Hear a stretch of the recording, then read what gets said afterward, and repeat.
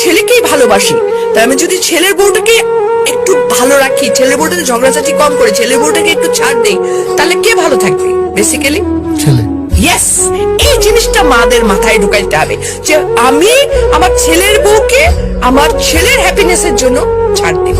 সত্যিকার অর্থে যদি আমি বলবো, একটা ছেলের বিয়ে দেওয়ার পর সংসারটাকে হ্যাপি করার ক্ষেত্রে 80% ক্ষেত্রে একটা শাশুড়ির ভূমিকা অনেক, মানে ছেলের মা।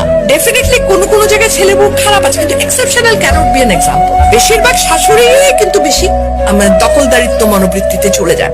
এখানটায় যদি ওনারা একটু ছাড় দিতে পারেন, ওনারা যদি একটু মনে করেন যে না, একটা যখন আমি আমার মেয়ের জামাইকে বলছি কি, আরে আমার মেয়ের জামাই কত ভালো, আমার মেয়েকে কিছুই করতে দেয় না, সারাদিন অফিস থেকে এসেও সে মেয়েকে রান্নায় হেল্প করে।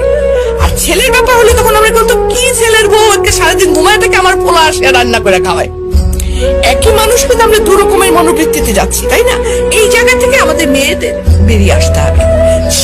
আমরা মেয়ের জামাই আসলে পোলাও কোরমার অভাব রাখি না, আর যখন ছেলের বউ তার 1/4 তো আমরা দেই না, ছেলের বউকে বলি এত মেনস তো ভালো না, আমিও তো বলছিলাম, আমি তো এত খাইতাম না।